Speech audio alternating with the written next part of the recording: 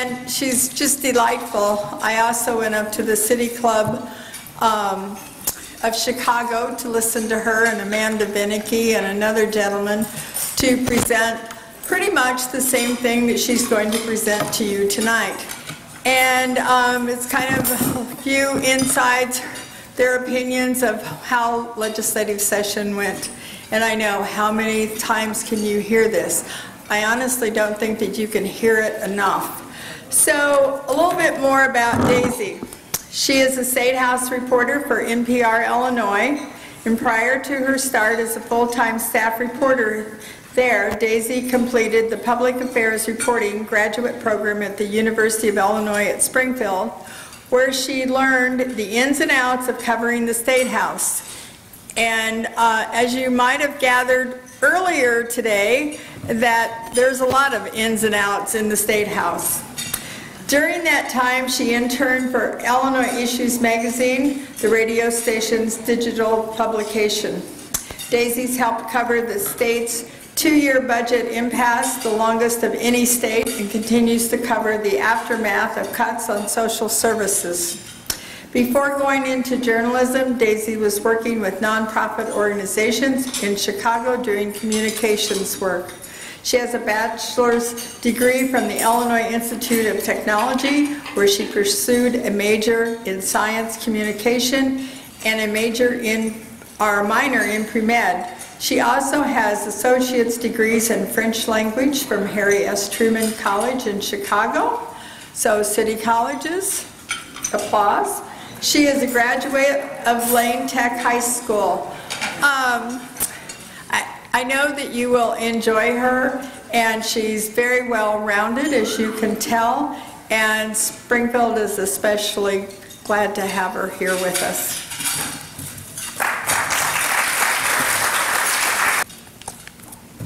Good evening, everyone. It's wonderful to be here tonight, and as you guys enjoy your dinner.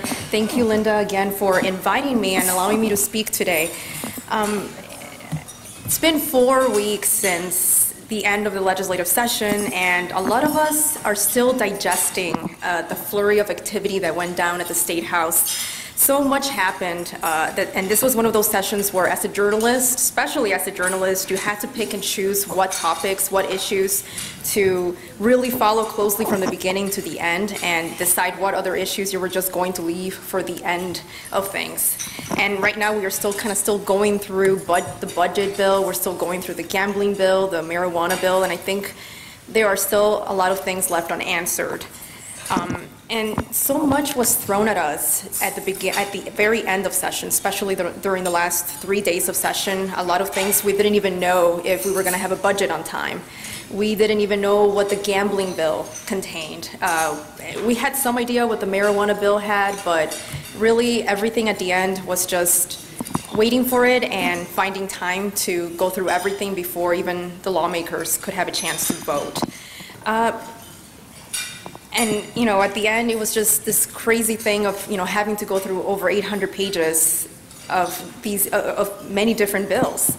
And as soon as the General Assembly adjourned for the spring session, Pritzker gave a press conference that Sunday evening, June 2nd, where he touted all of his accomplishments, from legalizing recreational cannabis, expansion of gambling, legalizing sports betting, having a capital plan for the first time in 10 years, raising the minimum wage, and having a budget on time. I mean, the list goes on of all the things that this General Assembly was able to accomplish. And of course, Pritzker would not have been able to do it all alone.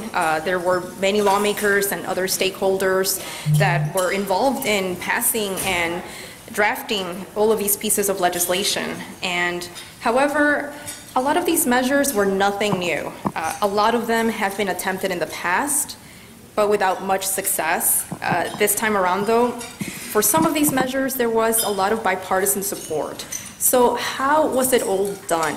And ask even Republican leaders from both chambers, and they will all give you a very similar answer.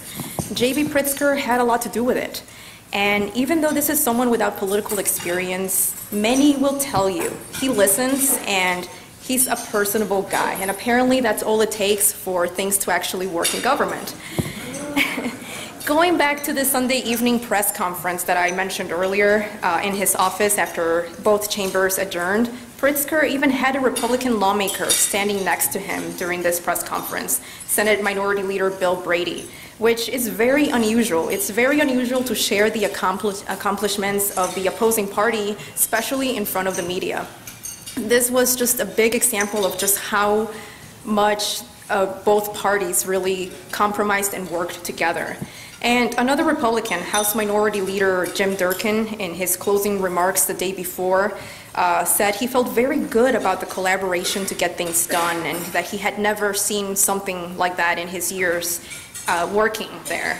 And even if everybody didn't get exactly what they wanted, they got things done. And he said, and I quote, "Let's continue with this spirit that we have been able to hold together within the last few days." All of this, very different from Bruce Rauner's administration, very different from the Pat Quinn and the Rod Blagojevich years. And I've only covered Rauner for 3 years, over the last 3 years, and I can definitely say that there was a lot less of the finger pointing that we were all used to hearing and seeing, and a lot less of the blaming. There was really a lot of compromise involved, like I said earlier, in last-minute negotiations, something we really didn't see under Rauner. Rauner didn't like to compromise. He didn't realize this until the very end, that he could have enjoyed half victories. And he said this at the very end when he was, he knew that he was going to lose the re-election, that, he had a lot of opportunities to compromise with everyone and maybe even meet people halfway. So all of these years with this pent-up desire to get things done, for lawmakers to go back to their districts and say, hey, we're finally getting some stuff done, also helped Pritzker, I think, move some of his agenda items along this legislative session. So now that I've speculated about how Pritzker was able to accomplish what he did, let's talk about the specifics. And I'm sure everyone here has heard a lot of the things that are going to change as we move in to the new fiscal year, to the next year. So who are the winners and the losers of this legislative session, and what is next? And a lot of questions that even as journalists we still have. What is happening?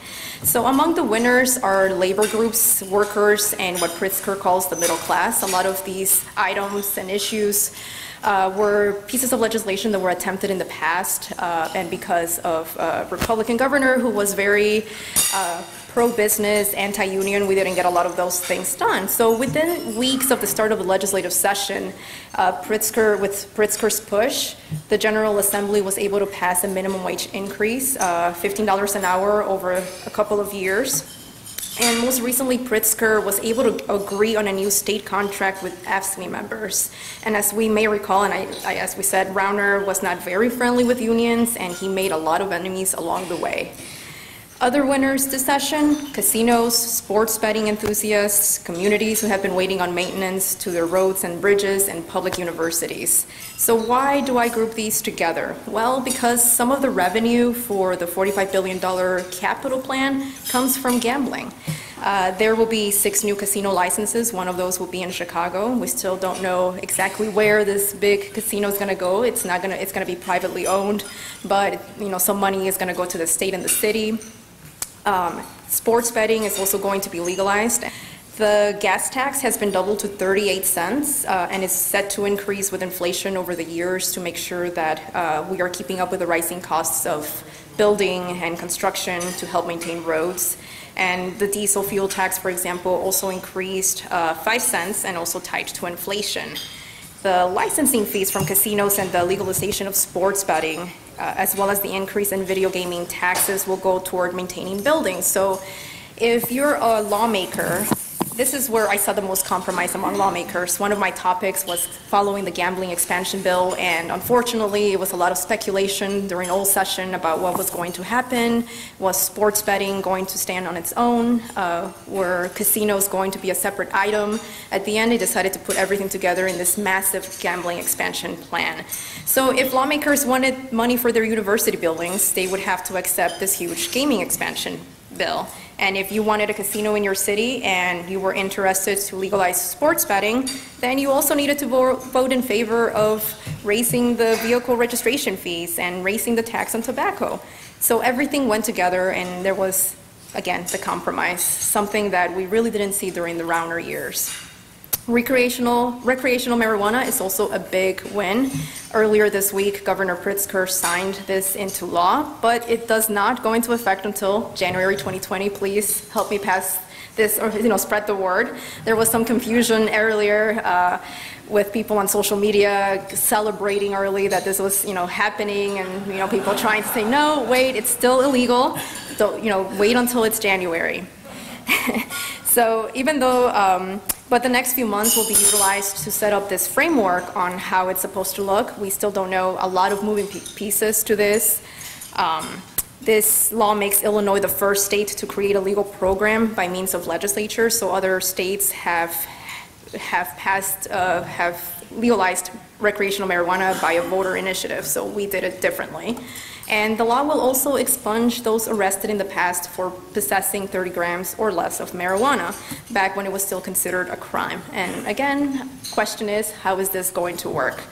And last, Illinois has become the most progressive state when it comes to abortion rights. Abortion rights groups are claiming a victory in this. While many states have tightened restrictions to abortions, like our neighbors in Missouri, Illinois has moved the opposite way. And this Governor Pritzker recently signed into law a measure that repeals the Illinois abortion law of 1975, getting rid of provisions such as requiring spousal consent, waiting periods, and doing away with criminal penalties for physicians who perform abortions. And this was a 4-hour debate, and there were many very passionate lawmakers on both sides of the issue. And as somebody who's watching state government closely, as a reporter, you never really know where a lot of these things are going to end, when they're going to be brought up for a vote, and how many hours you're going to spend just listening until you can actually write your story. And just like there are winners, some groups that might have to adjust to some of these changes, business groups who are worried about their bottom line, especially with the $15 minimum wage change, smokers and drivers. I think consumers are going to start seeing some of those impacts as the tax increases take effect pretty soon. The cigarette tax will go up $1 from the $1.98 per pack. I mentioned the gas tax is doubling, and the state's license plate fees will also increase. And if you have an electric car, the fees for those will also go up. So yes, there is no question that Pritzker's first legislative session was productive. But we are still waiting to see if productivity means progress. Will gambling really bring in the revenue that lawmakers said it would? Some say that the industry is saturated. Some say that, people who are gambling right now are already gambling, and it's not going to increase by putting out more casinos. Will these communities actually want casinos? Are they ready to build these casinos? Nobody knows. Will the cannabis law really give people of color the business opportunities that were promised in the bill? How will money for roads and bridges be divided? What happens if gambling revenue doesn't really come through? Some say more gambling will be problematic because those who are, especially for those who are addicted. And we've begun to see how, over the past few weeks, some really good reporters have dug into how lawmakers are starting to benefit from this gambling expansion because some have financial stakes in the industry. So there's just so much. Yes, very productive and a lot to take in. And I think for many, but at the same time, I think for many, this legislative session was a breath of fresh air. We finally got a budget on time, which is just, thinking about when I used to travel for conferences in other states, they would be like, they would approach me and say, oh, you're Illinois, the state that can't get it together. And they're like, really? Is it really that bad as the articles that come from your state say they are? And I said, yeah, I don't really have anything to compare it to. I haven't covered anything else but Illinois legislations and state house, so I guess it's bad. So, I mean, but at the same time, we can't ignore that there are many issues still left. I know that we just went through a list of things that are considered a victory for this governor, but we still have a hefty backlog of bills to pay. We have pension problems that were not really tackled during this legislative session. Some argue that higher taxes will just keep driving people away. Property taxes are also an issue that didn't get any advancement. And then we also have a teacher shortage problem that we heard about, but we really didn't do much to change how we're going to get more teachers in our schools. Pritzker is still pushing for his graduated income tax plan, changing the state's flat tax. He was able to get it on the ballot for next November. And now I think this is something that Republicans definitely will not be supporting. And as far as I know, they are not willing to compromise on that idea. So they did a lot of compromise for other issues because their constituents really wanted the change, especially for a capital plan that we haven't had for 10 years. But we will see, and I think that we're going to start seeing a lot of ads pushing for people to convince them that, hey, this is a good idea, and also from the other side saying this is not a good idea. So I guess I can say stay tuned for another 3 years, or maybe we don't have to wait that long. Veto session's coming up in November, and if it's any reflection of how, if this session is any reflection of how things are getting done, maybe we'll see a lot of advancement in a lot of these issues that we're still kind of left halfway done. And yes, I mean, opening it up to any questions, there were a lot of bills that were kind of left in the shadow that are doing some great things for the state. And I was talking to John earlier here at the table, and like a lot of mental health legislation went into this session as well, that, us journalists are still trying to get through everything and trying to bring stories to light from what happened in that building all year.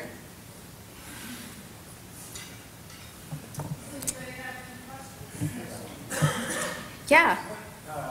There's been some discussion about the size and the number of media present in the Capitol, covering the Capitol.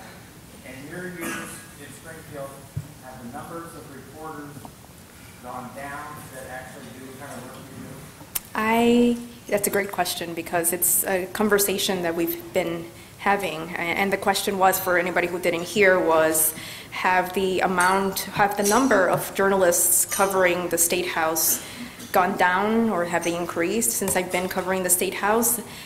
I've heard stories of over 20 journalists, 20 bureaus existing at the State House from different outlets existing at one time, and we're down. We're probably down to 7 outlets from 20, maybe not even 20 years ago.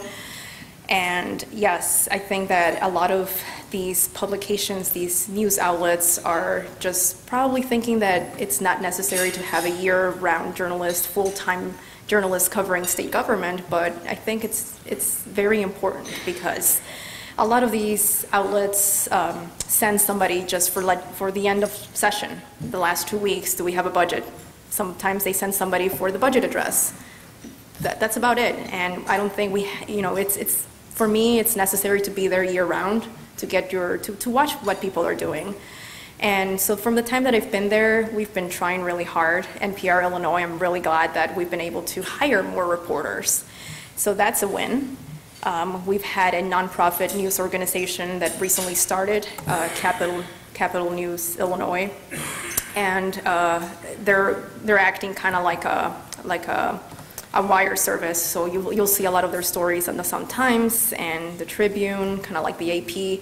So yes, it has decreased in the last few years, but we're trying really hard to make sure that we bring more attention to that.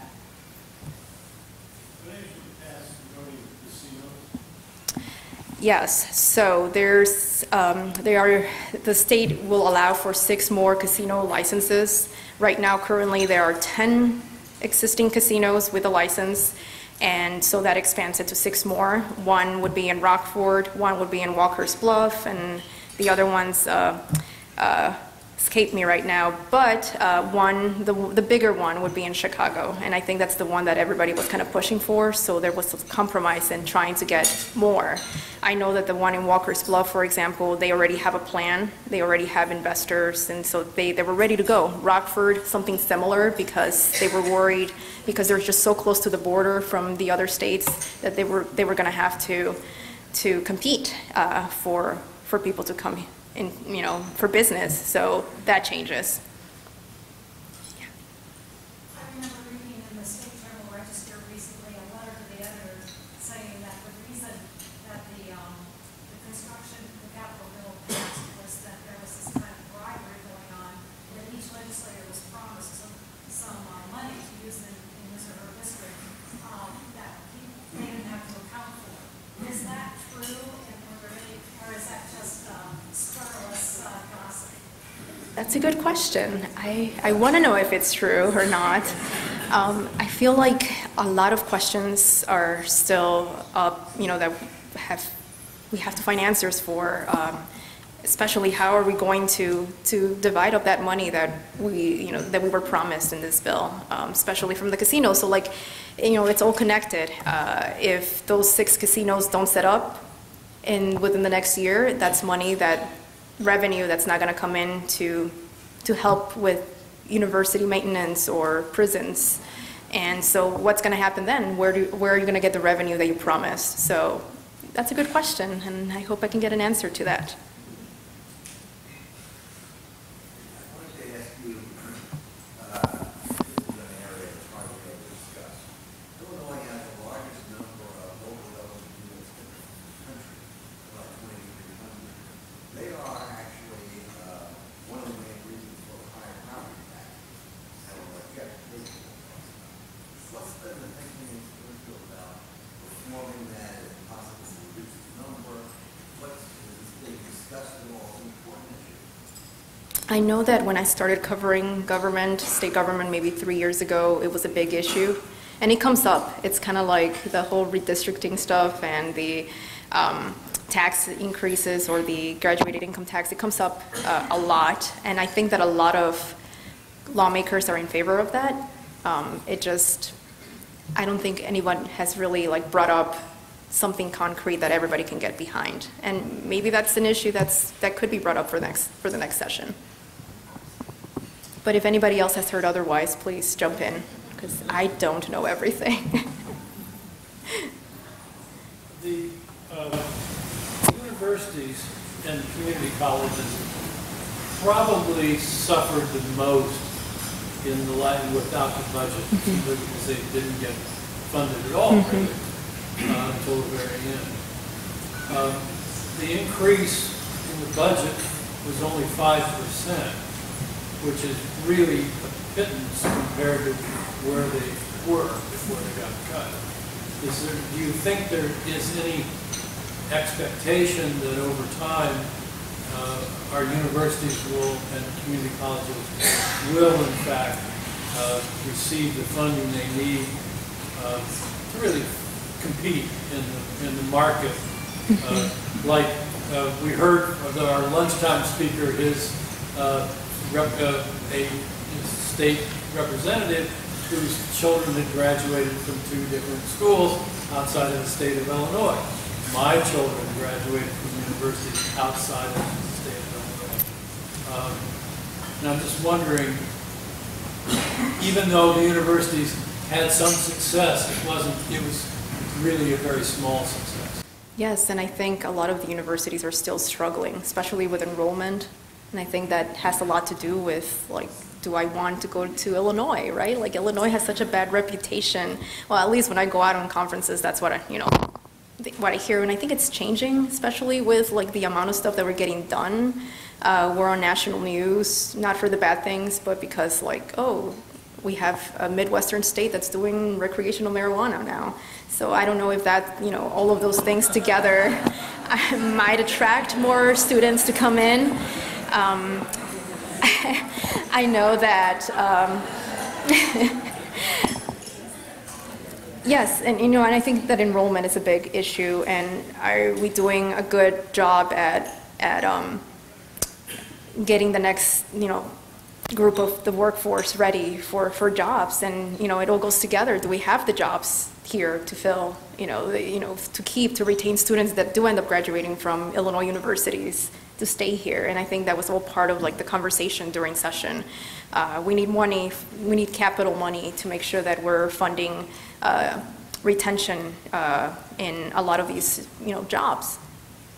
So yes, I personally do hope that there is more money that goes into the public universities and colleges. Being a product of a city college, I can see that that was probably, for me, the best decision I could have ever taken, because it kind of got me exposed to so many different people and a lot of different things before I decided to do what I wanted to do.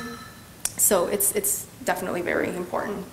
And I wish I had a better answer to say, yes, next year we're going to get an increase, and, people are finally going to see how important it is. But again, when I was watching everything kind of unfold during session, everybody was asking for money. Every group was coming in and asking for, what they thought was important. And I would see like, yes, that's very important, but you're not the only one asking for this. So, where's all that money going to come from? And I think that lawmakers are also put in a difficult position to kind of like, they go back to their districts and come home and say, what have you done for us? And there's a lot of need still to recover from the 2-year budget impasse.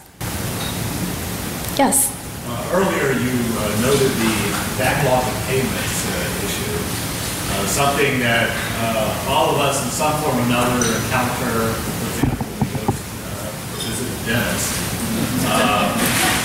But what's your best sense of how that's going to be addressed on the agenda over the next couple of years or so? I think that our current comptroller has done some stuff to try to fix that, to try to get more payments up front and more transparency. I think transparency was always like a big issue, like where is the money? When can people expect to get paid? I hope also, that's another thing that gets put in the forefront. After all of these items, agenda items in Pritzker's agenda were resolved this session, you have 3 years to figure the rest out. And I think that's one of the biggest things too, and property taxes, another. I don't know where to go. Yes, here. One of the things that we heard from an earlier speaker was the fact that oftentimes legislators have to make a quick decision about something, and oftentimes they don't know what really the substance of new legislation is. And my question to you is, what can the media do and what can we do to better inform these legislators?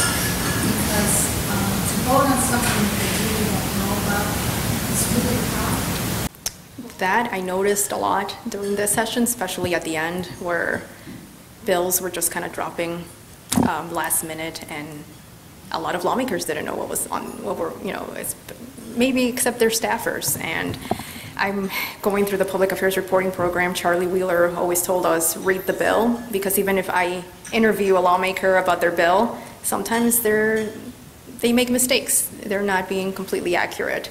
So reading the bill is important, and as the media, I think that we need to pay more attention to that and ask the right questions and dig a little deeper. If only we had more time to do that, because it's important to get it to the public, right? Because these are issues that impact people, and people aren't always paying, close attention to government. That's our job as the media, and I think that's a big thing that I was like, if I could have one issue of concern with this session or with this administration, is we needed more transparency in how bills were being negotiated behind closed doors. Although I do understand that for a lot of these items, negotiations could fall apart if you come out and talk to someone and say the wrong thing, right? Like, you needed to keep things under wraps for a while. And yes, I think media plays a big role and constituents too, asking questions and making sure that they're involved. And that, I think, makes a lawmaker more aware of like certain questions that people have, so they can go and seek those answers. Thank you. I think we have one more question, yes. Dee? It was my understanding a long time ago that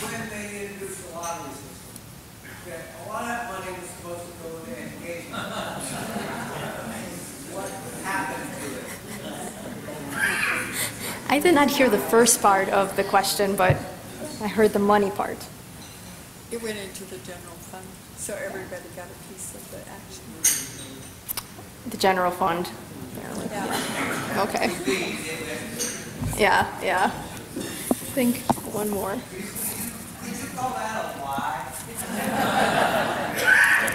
It was a stretch of the truth.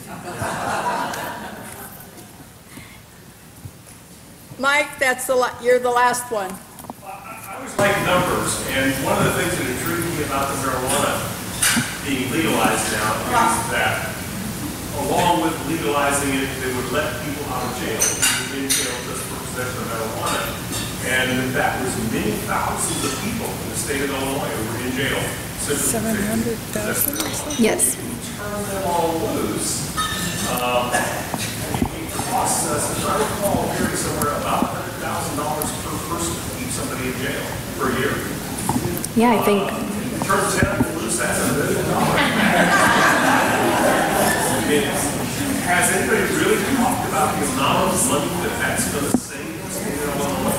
What are they going to do? That's a good point. I feel like we've talked a lot about the racial inequity in 800,000 expungement records and how the war on drugs has really hurt minorities and people of color. And yeah, I think, lawmakers also talk a lot of numbers. They try to sell to you like, this project's going to bring a lot of money, vote on it. And it's not until it actually unveils and you actually allow it some time to mature, right? That you'll actually see what those numbers will be. And I want to know like exactly how the expungement process is going to work. How are people going to keep track of this? And how can I, if I want my record expunged, can I go about the process? And I think that a lot of moving parts right now, and I think it's overwhelming to even think about not just that, but gambling and capital and how it's all going to work together. And are we going to have that money? So if it brings that money that you say it's going to bring, then yes. But it's also a business, right? Prisons are a business in jails. So, thank you.